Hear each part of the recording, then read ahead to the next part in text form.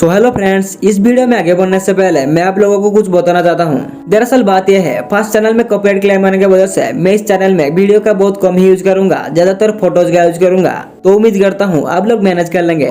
तो चलिए बिना देरी किए वीडियो को स्टार्ट करते हैं। तो एपिसोड 9 की स्टार्टिंग वही फाइट से शुरू होता है जहाँ पर यांग मिंगहुआ प्रेसिडेंट को मारकर सत्ता हत्याने के लिए आया था। पर यहाँ पर तो उसका ही प्लान उसके ऊपर भारी पड़ गया। कहाँ आया था प्रेसिडेंट को मारने, पर खुद ही जानबूझ के भाग रहा है। वही प्रेसिडेंट हानिंग को घर जाने के लिए बोलते हैं तो हानिंग अपने प्रेसिडेंट अंकल को सावधान रहने के लिए बोलती है, जिसे सुनकर प्रेसिडेंट बोलते हैं तुम चिंता मत करो, मैं आज रात ये सारा मामला खत्म कर दूंगा। जिसके बाद हम दूसरी तरफ देखते हैं यांग मिंगहुआ कायरो की तरह युद्ध मैदान छोड़ के भाग रहा था। और बेचारे को कौन समझाए, उसको तो आज यमराज के पास जाना ही है, क्योंकि आगे से उसका काल जो आ रहा है। वैसे देखा जाए तो डिलिन बिल्कुल परफेक्ट टाइम एंट्री किया है, जिसे देखकर यांग मिंगहुआ शॉक हो जाता है, क्योंकि डिलिन सीधा उसे देशद्रोही ठहराते हुए मारने का ऑर्डर दे देता है। जिस पर यांग मिंगहुआ बोलता है, गद्दार डिलिन, तो तुम इतने दिनों से मुझे धोखा दे रहे थे, मैं तुम्हें नहीं छोड़ूंगा। वैसे इस बेशर्म को कौन समझाए, जैसे लोहा लोहे को ही काटता है, वैसे गद्दार को गद्दारी से ही मारा जाता है। अब डिलिन कुछ नहीं सुनता, सीधा अटैक कर देता है और उसके सारे सिपाहियों को मारते हुए यांग मिंगहुआ के पास पहुंच जाता है और उसे मारकर नीचे गिरा देता है। जिसके बाद वो सीधा अपने तलवार को यांग मिंगहुआ के पेट में घुसा देता है, जिससे यांग मिंगहुआ सिर्फ चीखते रह जाता है पर कुछ भी नहीं कर पाता।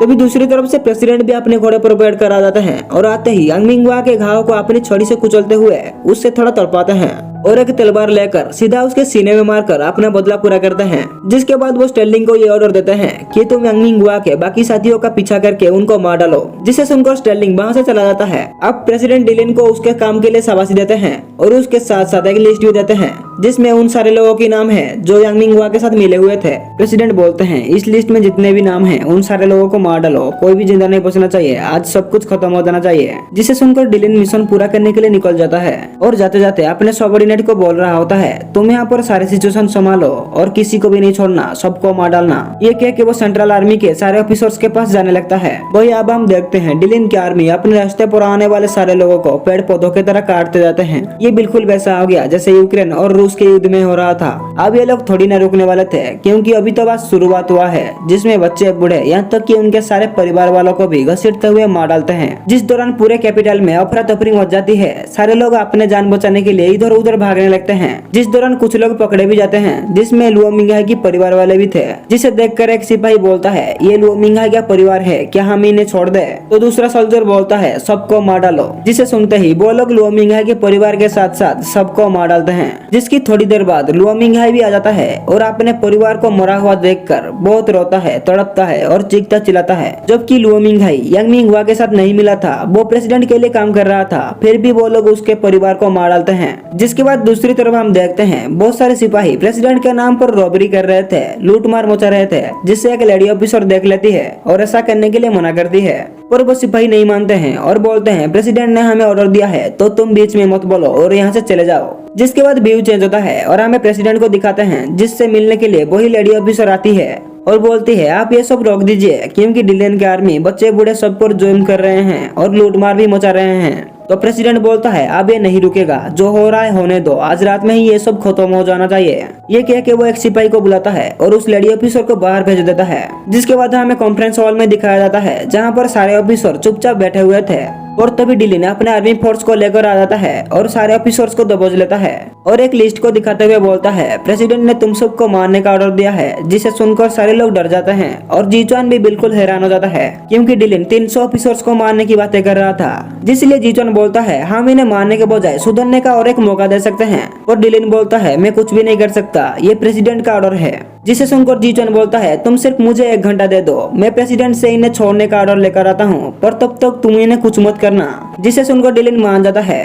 तो जीचुआन जल्दी जल्दी प्रेसिडेंट पैलेस की तरफ जाने लगता है और कुछ ही देर में प्रेसिडेंट पैलेस में पहुंच जाता है, लेकिन गार्ड उसे अंदर नहीं जाने देते, जिसलिए वो बाहर से ही प्रेसिडेंट को ऊंचे आवाज में बुलाने लगता है। जिसे सुनकर प्रेसिडेंट उसे अंदर भेजने की ऑर्डर दे देते हैं। अब जीचुआन अंदर आ जाता है और बोलता है आज सारे ऑफिसर्स मेरे कहने पर चुपचाप बैठे रहे, प्लीज आप उन्हें मत मारिए और एक मौका दे दीजिए। लेकिन प्रेसिडेंट को तो कुछ भी नहीं सुनना था, पर जी चुन बार बार रिक्वेस्ट करता जा रहा था, जिससे इरिटेट होकर प्रेसिडेंट अपने छड़ी को फ्लोर में बजाता है तो बाहर से सिपाही अंदर आ जाते हैं। जिसके बाद प्रेसिडेंट उसके ऊपर गुस्सा करते हैं कि तुम कितने दिनों से कैपिटल में आए हो पर एक बार भी मुझसे मिलने नहीं आए, और अभी जो आए हो वो भी उन गद्दारों को बचाने के लिए। तुम्हारे दोनों भाई हर मुश्किल हालातों में मौजूद रहे और जी चुन फैमिली के साथ लॉयल रहे, और तुम मुश्किल हालातों में भी नहीं आए, आखिर तुम किसके तरफ हो?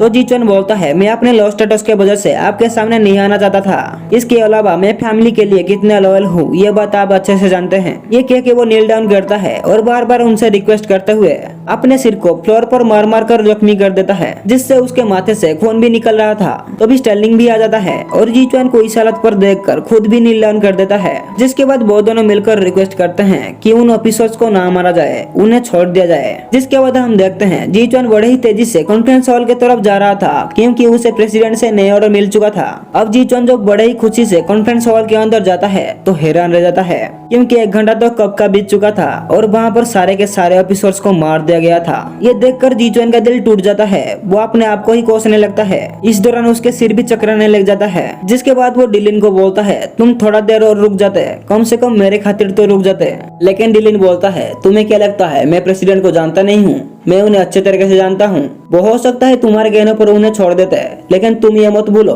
कि वो भी एक साथी लोमड़ी है। वो इन लोगों को ज्यादा दिन तक जीने नहीं देते, और अगर हम उनके ऑर्डर नहीं मानते तो हमारा भी हाल होता इनके जैसे होता। इसलिए जो हो गया वो हो गया, अब ये सब भूल जाओ और आगे बढ़ो।